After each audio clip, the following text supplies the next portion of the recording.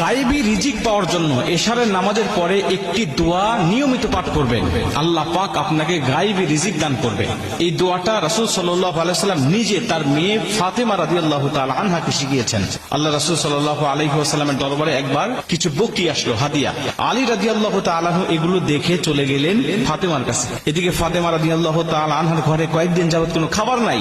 আলী রাদিয়াল্লাহু তাআলা আনহু বলছেন, ফাতেমা, আমি দেখে আসলাম তোমার বাবার দরবারে অনেক বকরি হাদিয়া এসেছে, যেহেতু আমাদের ঘরে কোনো খাবার নাই, তুমি একটু গিয়ে নবীজি সাল্লাল্লাহু আলাইহি ওয়াসাল্লামকে বলো একটা বকরি যেন আমাদেরকে দেয়, তাহলে আমরা অন্তত ছেলে সন্তান নিয়ে আমরা কয়েক বেলা খেতে পারবো। ফাতেমা রাদিয়াল্লাহু তাআলা আনহা বলেন, ঠিক আছে তাই হবে।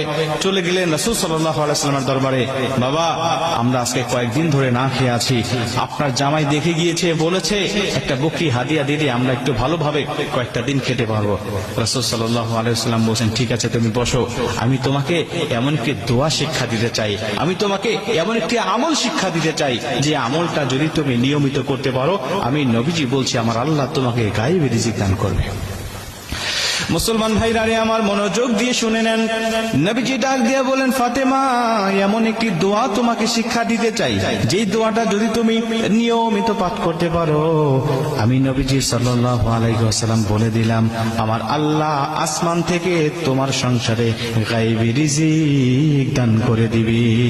ফাতেমা তুমি বলো, এখন তুমি বকরি নিবে নাকি এই দোয়াটা তুমি আমার কাছ থেকে শিখবে? ফাতেমা রাদিয়াল্লাহু তাআলা আনহা ডাক দিয়া বলেন, বাবা ঠিক আছে, তাহলে আমি বকরি আপনার দরবার থেকে চাই না, কারণ একটা বকরি দিলে হয়তো বা একদিন দুই দিন আমরা খেতে পারবো, কিন্তু পরবর্তীতে আমরা কি খাবো বাবা? কিন্তু আল্লাহ যদি গায়েবী রিজিক আমাদের সংসারে দান করে, এটা তো অফুরন্ত হবে, কখনোই শেষ করতে পারবো না।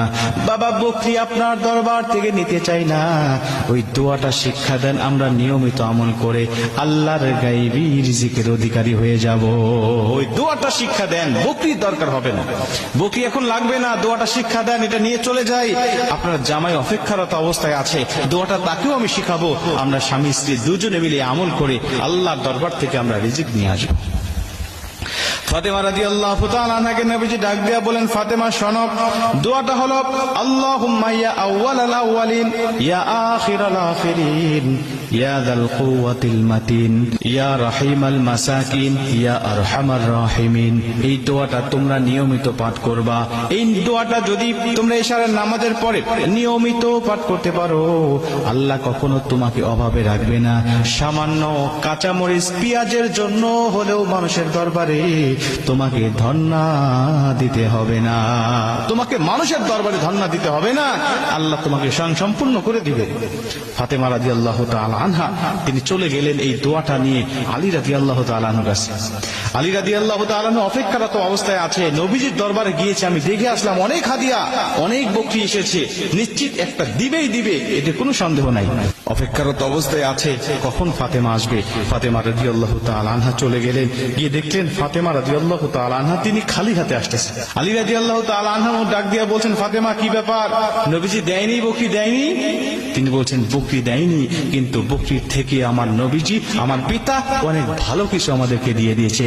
স্বামী আমার, বকরি দিলে তো আমরা খেয়ে দু একদিনের মধ্যে শেষ করে দিতাম, কিন্তু নবীজি এমন একটি দোয়া শিক্ষা দিয়েছে যার মাধ্যমে আল্লাহ পাকের পক্ষ থেকে গায়েবী রিজিকের অধিকারী হওয়া যায়। ফাতেমা রাদিয়াল্লাহু তাআলা আনহার কথা শুনে আলী রাদিয়াল্লাহু তাআলা খুশি হলেন, আর ডাক দিয়ে বলেন, ফাতেমা আসলেই তুমি বুদ্ধিমতী, তুমি ছাগল না নিয়ে এসে, বকরি না নিয়ে এসে এই অমূল্য দোয়াটি নিয়ে এসেছো, তার মানে হলো তুমি এখানে বুদ্ধিমত্তার পরিচয় দিয়েছো।